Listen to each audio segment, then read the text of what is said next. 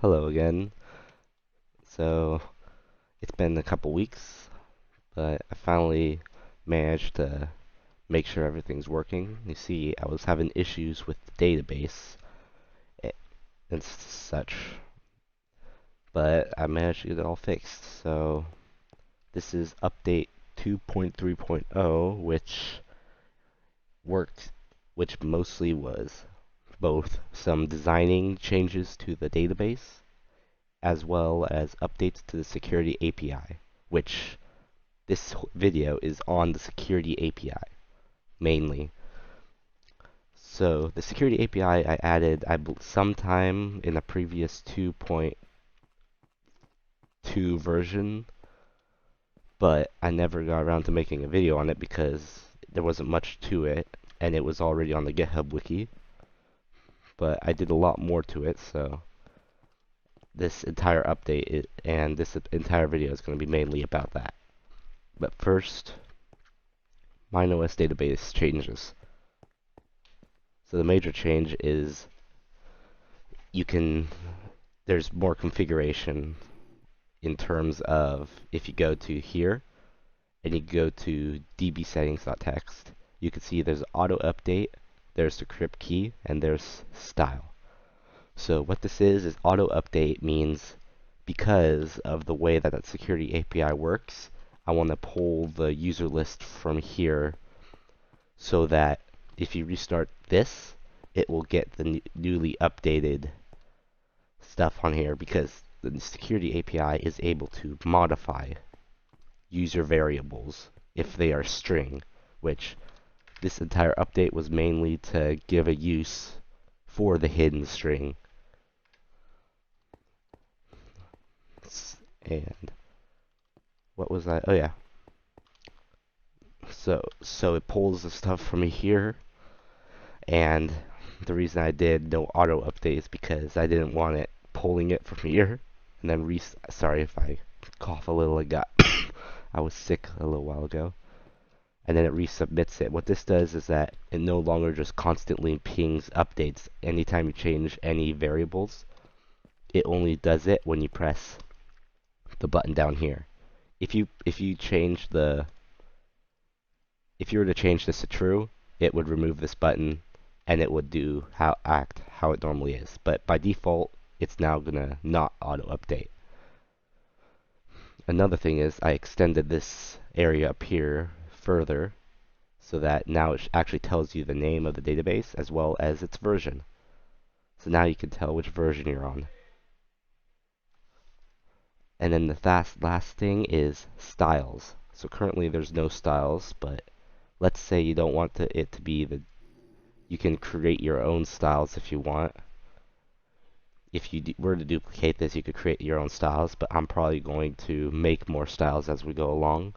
But currently, this is the default. This is what it's always been. I just moved all of the values over here. I might change the default around, but then I'm also make it bright and dark mode.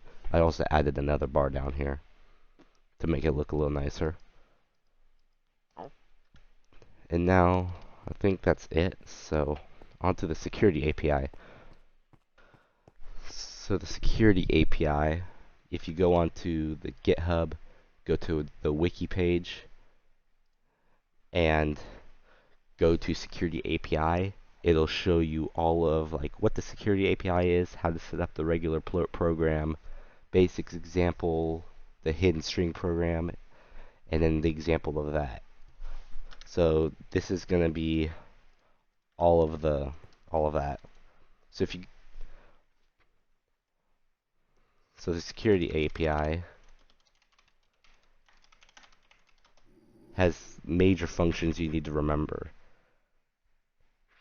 If we go down here, you don't need to know any of this. So security.setup, you always have to run this at the beginning of your program before you run any other security API functions. It basically just sets it up with the server. And then the next function you need to know is check pass. This is what all it had before was set up in check pass. Check pass literally just uses the passes and stuff you set up here in setup and does all this stuff. So it just sends a request to the server with the card that you swiped, that information, and then it returns two values. And the first one is whether it actually received it, and then the second one is whether you're allowed to go in or not. It's a lot simpler than I'll get into it more in detail when we get to the two example programs, but it's actually really simple. Security.getVar, this, and setVar. These are the two new functions. GetVar, you swipe the card, and then you send the data on the card via, also this is kind of the same for CheckPass. You send the card, the data on the card, through the string, the first variable, and I mean that's really all you have to pass for CheckPass. The location doesn't matter. On this one, it also has a var. If you want to get a specific variable type, which to figure out your variable type, if you go to addVar, the variable type is the key. Whatever you set the key to be, that's what you would put into there. If you don't put that in there, it will use the very first CheckPass that you set up in the security.setup. And then getVar, getVar, it will return true if it managed to grab it, and then it will return the data. If it's true, it returns the data that received, which would be, I believe, the value of it, in the case of, if I was to swipe this guy, it would return none. Scroll down more, setVar, it does the same thing except has a new path variable. You pass in the card's data, you pass in the var name. If you set it to nil, so if you were to do card data nil NIL, and then pass whatever you want it to set to, it will use the pass you set up in the security.setup. And you put whatever you want to change it to in it, the third pass variable. That was very confusing. I'm sorry. I'm bad at explaining things. I'll be able to explain it easier when we get to here. First, check test. First, I'm going to delete extra config.txt to show you what you'll see when you do with the security API. One thing to know. Alright, you edit check test.lua. This is the check test that's located on the wiki. I'll provide a link to that wiki page in the description. You can see that local API equals require security API. That has to be the name of the file. So if you wget-f link the raw data URL for the security API, and then you set it to security API.lua, save it as that, you do require security API. You don't need the .lua. Local event equals require event. Local computer equals require computer. Local, that doesn't matter. That's not actually on the website. And you can see the very first thing I ran is api.setup. That will run that program. And then while true, it will check ev address, user string, user data equals event.pull mag data. Mag data is the event callback for the card swipe. So if I was to swipe this, it would pull that event. If received equals true, that's, wait, oh, that's part of the comment. Whoops. That's comment. That's not part of it. Local received, that comma check equals api.checkPass string. So that's whatever the fourth data parameter that's passed by event.pull mag data is the actual data on the card. So you just have to pass that into check pass, and it will check it for you, whatever you set it up in API.setup.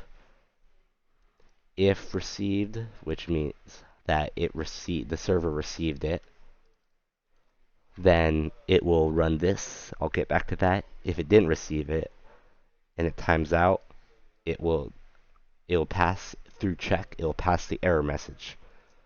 So I just have it saying error that colon and then toString check.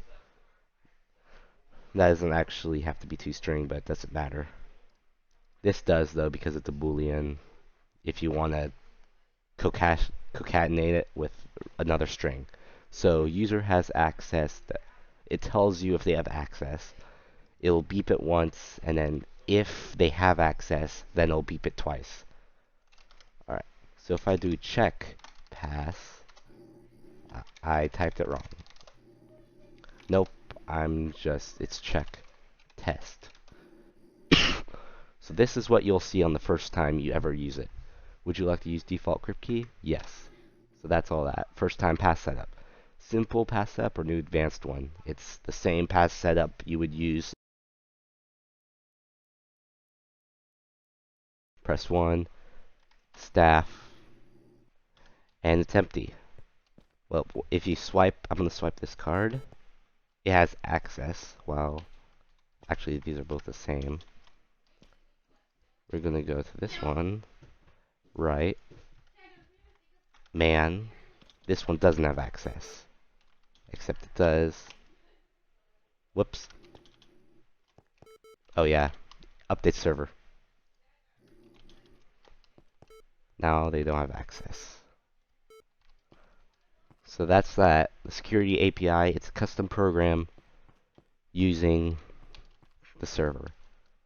And now for the little bit more advanced version, which is the count test. This is using the newer version. So the getVar and setVar, the big thing with that is that you can create counters if you really wanted. Like this one's the counter. It sets up the string with a number of 3, and then every time you swipe the card, it goes down by 1.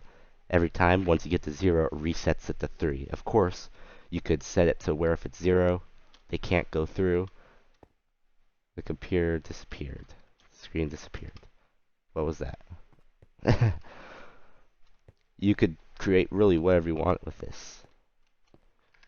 You could, for example, create a tablet that links with the security API and links to user accounts.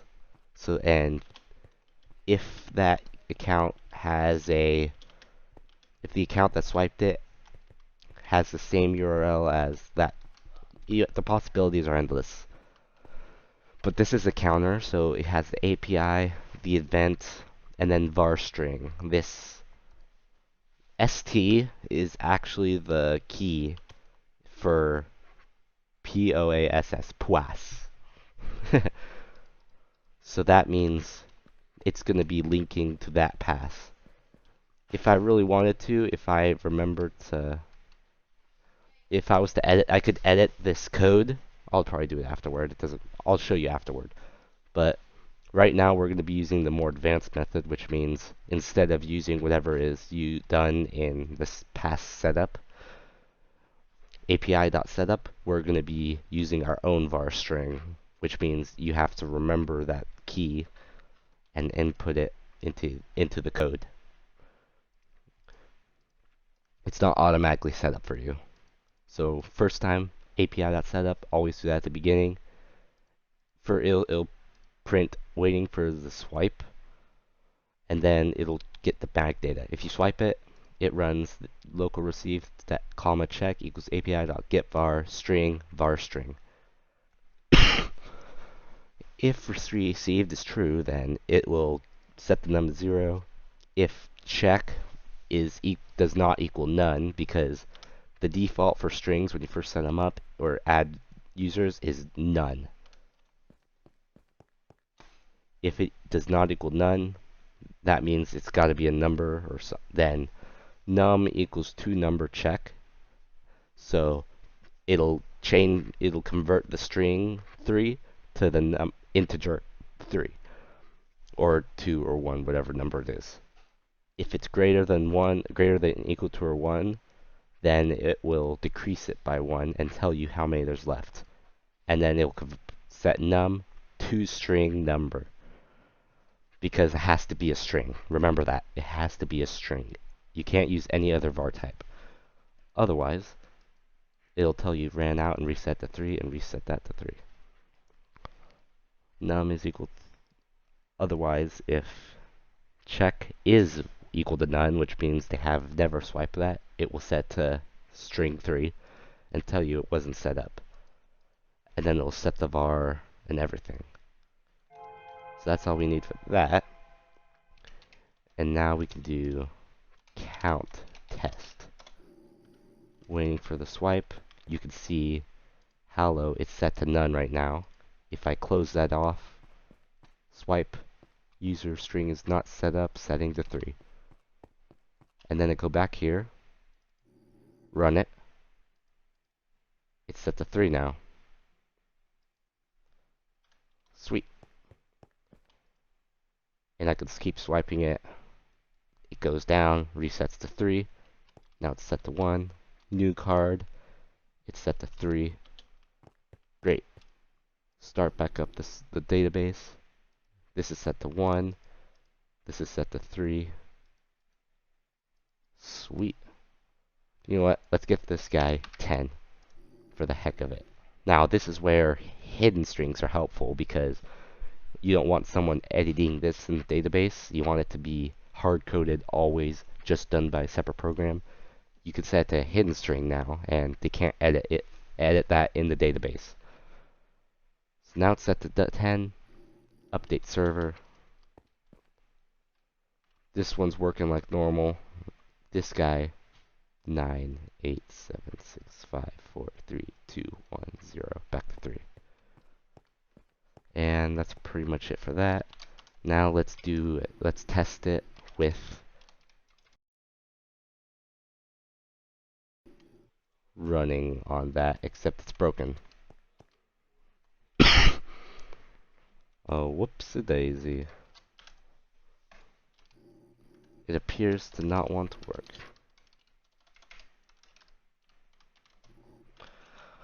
Alright, I'll probably get this fixed in some future update, likely in 2.4.0. I'll try and get this done, but at the moment it's completely broken if you try and use that. So the only way that this will work is if you get the var key and put it inside that second variable. You cannot set it up any other way. It says it timed out or user not found. I don't know what's wrong, but hope you enjoyed. If you have any questions, just you can either post in the comments or make an issue in GitHub. And hope you have a great day. See ya.